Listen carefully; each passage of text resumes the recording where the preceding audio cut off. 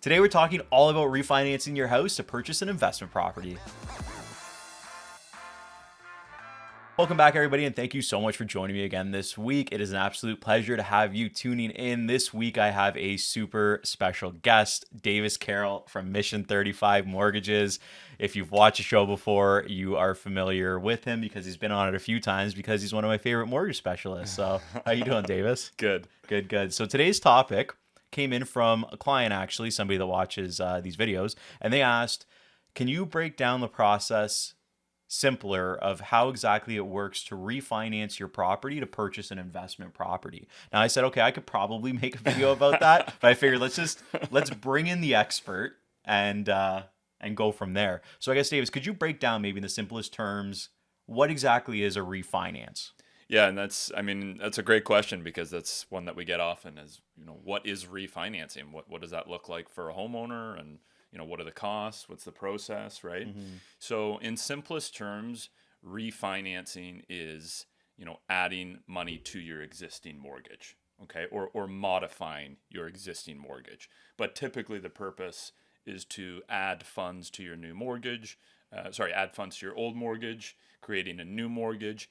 And there's a couple main reasons why people would refinance, but today we'll focus on adding funds to your mortgage, refinancing your mortgage to purchase an investment property. Now, when you're saying adding funds, are you talking about I get to keep my existing mortgage and I get to add more on top of it? Or are you breaking the previous mortgage and getting an entirely new mortgage? Yeah, and depending on, your existing mortgage, what your rate is, the terms are, how much does it cost to break that mortgage, to take equity out, to add money to the mortgage. Those are all things that we look into while we're assessing what approach we would recommend for a refinance. But depending on the type of person you are too, if you only want one payment and it's not going to cost a lot to break the mortgage and refinance, then adding money to an existing mortgage in a separate component might not make sense, right? Now, when you're doing it at maturity, at renewal date, there's no cost to break the mortgage, so it can be easier to refinance.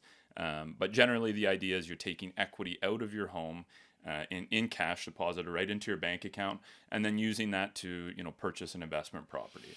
And I think some people have a kind of misconception that when they refinance their property, they think, okay, my house is worth, let's say, $600,000 for this example. My house is worth $600,000.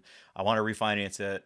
My mortgage is $400,000 because I want to use $200,000 Right. to buy my next property. So this is the misconception. People don't realize the money you have to leave in it. Yeah. So how does that work? Yeah, and we get that a lot too. People, putting 5% or 10% down on their first purchase and saying, "Oh, we'll just refinance in a couple years." And you can only borrow 80% of the value of the home. So you need to leave 20% equity in your property. So if you purchase and put 20% down, if the market goes up, the value of your home goes up, as well as you paying down your mortgage, that's where you're going to be able to access that equity, leaving 20% in. Yeah. Now, if you put 5% down or 10% down, you're going to be a ways away from being able to capture the equity. A lot of that time is really just trying to catch up to the 20% Exactly. mark, right? That extra 15%. Yeah. You're So- looking 15% between market increase Exactly. and paying down your mortgage. Exactly, Yeah. which can take quite a bit of time. And when the market's up and down, it's tough to say how long that will take, which, of course, is why we recommend if clients are close to that 20% mark, we urge them to try and come up with 20%, as it opens new doors for them down the road. They can refinance much sooner, do a 30-year mortgage instead of a 25, things like that we recommend to people for sure. Somebody out there is cursing right now because we're talking about 30-year mortgages. Like 30 years, what the heck? I know. But I've always done 30 years too. If you got 20%, it makes your monthly, I guess it depends on the purpose too, but that's a whole different topic. Yeah. So when you go to do this refinance, you want to purchase an investment property. Now, say I was the buyer and I was qualified to purchase my house based on my income, my spouse's income. We purchased our house. Now we're looking to refinance and purchase another property. What's expected of me for the qualification? Like, do I need more income? Like, you know what I'm trying to say? Yeah. Like, is it harder to qualify for that refi to then purchase another property? Yeah, it's a good question, and of course, that's what we have to look into. When you're adding money to your mortgage, right, you're going to be qualifying for a larger loan. So if you were tight in qualifying for your first purchase or the original purchase of the property before you refinanced it, you'll have to have your income go up or be using some sort of rental income or something along those lines to qualify for that extra amount. And if you're looking to qualify for an investment property after you refinance, so your mortgage on your one home is bigger, and then you're asking for new funds for a new purchase as well. So if you were tight to begin with, it might be difficult to qualify for both, a bigger mortgage as well as a mortgage on a new property. But that's where we get creative, of course, looking at using rental income, right? Are you moving into explain that a little bit, that the Yeah. rental income, how that affects things. Yeah, so if you're buying a rental property and, we're of course putting the application into the bank stating, hey, this property will be used for rental property purposes, then if we can use some rental income to help offset that monthly mortgage payment.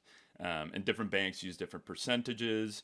If you have an existing tenant in the property and they're not leaving, you're assuming that tenant. Pretty straightforward. How much is it being rented for? But banks that we work with allow for what's called a market rent, where perhaps the rent that the tenant is paying is lower than what they could get now. The bank will look at what the market value is of that rental unit, which can certainly make a difference. It's a huge difference. Yeah. Huge, because sometimes people get deterred from purchasing income properties because of the low rent from an existing tenant in there. Right. So that's great option to have that. And now I know you mentioned in terms of buying the property, but there's also the opportunity you have too. Say you're in a townhouse, you want to buy a detached house.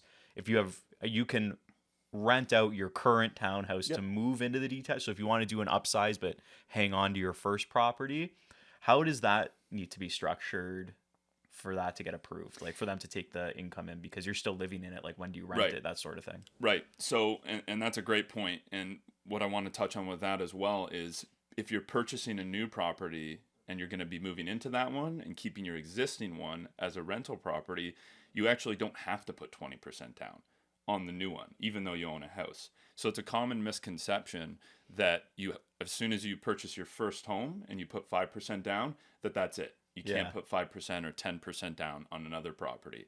When really the rule is you can put 5% down or 10% down on whichever property you're moving into. So maybe you can't access 20% for pulling 20% via refinance to put down on the new one. If you can only pull 5% or 10%, keep your existing property as a rental, put 5% or 10% on the new house.